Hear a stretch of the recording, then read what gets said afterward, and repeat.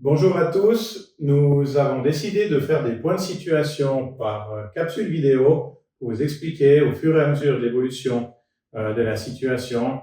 qu'est-ce qui se passe sur le terrain et puis qu'est-ce qu'on vous apporte. Donc la première capsule se fait aujourd'hui avec Pierre-Martin Moulin, le secrétaire général de la commune de Val-de-Bagne.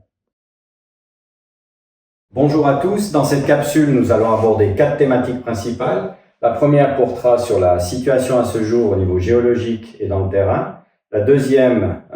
je vous présenterai un petit peu les travaux qui ont déjà été faits à l'entrée du week-end et qui vont être faits pendant cette semaine. En point 3, on parlera un tout petit peu des accès routiers et de ce que vous avez pu déjà lire dans la presse aussi ce week-end. Et on terminera par quelques points divers et notamment une orientation sur ce qui est fait pour les accès pédestres.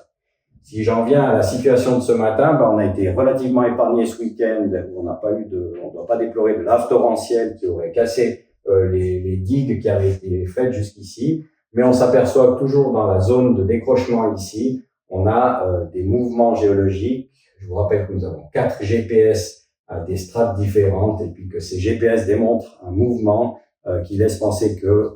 on aura de toute façon de nouvelles laves torrentielles qui vont descendre. Mais la situation étant au beau, on espère que la montagne va se montrer relativement clémente. Et si on vient sur la photo suivante, qu'on puisse déjà cette semaine aborder les travaux, de gros travaux qui nous attendent. Pour rappel, ce week-end, samedi, les gens ont travaillé et puis les travaux se sont concentrés dans cette zone ici pour renforcer tout l'endiguement du torrent dont on voit le cône de déjection ici et pour lui assurer de garder son lit en cas de nouvelle lave torrentielle et éviter que les travaux qui ont été entrepris soient anéantis par des nouvelles laves. Donc le torrent est calme, il suit son cours et il se jette dans la Drance et tous les systèmes de digues qui ont été mis en place remplissent parfaitement leur rôle. Aujourd'hui, comme dans les jours à venir, des gros travaux vont encore être entrepris. Tout d'abord sur la rive droite du torrent du Frognolet, et puis dès qu'on pourra passer 2 machines sur la rive gauche, il y a aussi un endiguement renforcé qui va se faire sur cette rive gauche du torrent. Et puis on va continuer bien sûr à curer la Drance en amont du pont de Champsec, puisqu'il y a pas mal de matériaux quand même en permanence qui sont charriés soit par le torrent, soit par la Drance, et on doit veiller ici à garder un niveau de Drance qui soit correct et un flux normal au cours d'eau. Voilà un petit peu pour les travaux qui vont être entrepris ces prochains jours, et ils le sont principalement, en tout cas sur le terrain, pour remplir une fonction, rendre cet axe routier le plus rapidement au Haut-Val-de-Bagne. C'est un passage d'urgence. Pour rappel, il y a des travaux qui doivent se faire avec notamment des culées bétonnées qui doivent être mises dans le terrain, un pont fusible, et puis en espérant qu'on n'ait pas de mauvaises surprises au niveau des laves torrentielles, éventuellement aussi avoir un endroit ici qui serve un petit peu d'évidoir pour accueillir quelques milliers de mètres cubes de lave si ça descendait. Alors aujourd'hui l'optimisme est de rigueur puisqu'il fait beau et puis les gens vont pouvoir avancer et travailler. Par contre, c'est vrai qu'on est toujours soumis aux mouvements géologiques qui, eux, sont difficilement prévisibles. Voilà pour cet accès, donc on espère au plus vite transformer en axe d'urgence qui sera protégé par plusieurs systèmes d'alarme, ça a déjà été dit, tant au pont de Sarayé où il y a un câble, en haut avec des webcams, les GPS, tout ça pour permettre déjà d'une part aux ouvriers de travailler en toute sécurité ces jours-ci, et dans l'espoir d'ouverture, d'avoir un passage qui soit aussi sécurisé que possible. Voilà pour cette route qui est une priorité pour nous puisque c'est l'axe sur lequel on espère pouvoir le plus rapidement redonner du trafic vers le haut de la vallée.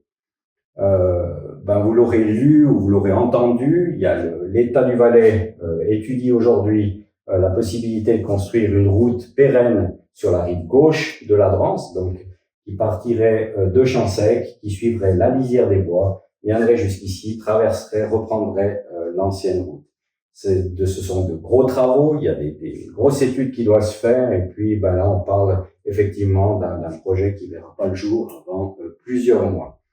Et si je viens maintenant sur la la photo suivante, et bien là, vous avez une photo très actuelle de ce qui fut un jour le pont entre Lourtier et Savaillé. Vous voyez que le torrent s'écoule et aujourd'hui, l'État du Valais a comme projet, et ça a aussi été présenté ce week-end par l'ingénieur cantonal, de bâtir un pont d'une 60aine de mètres sur cette gorge, un pont dit béquille, dont la réalisation sera faite dès que l'étude technique aura été réalisée. Et là, je laisse à l'État le soin de communiquer sur ce projet, puisque c'est eux qui sont vraiment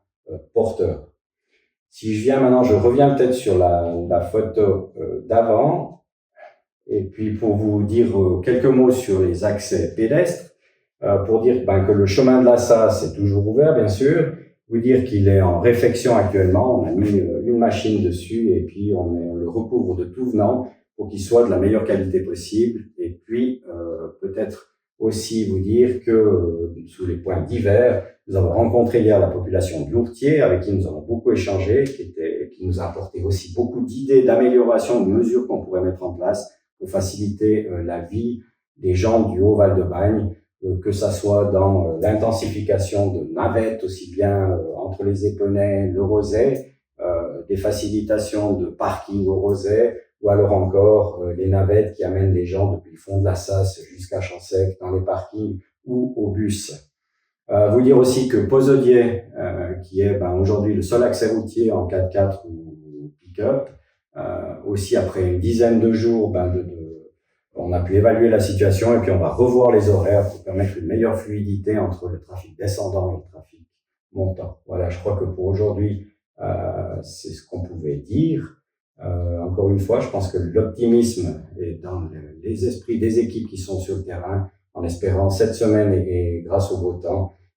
bien avancer sur tout ce qui doit se faire pour rendre les accès aussi rapidement que possible à la population.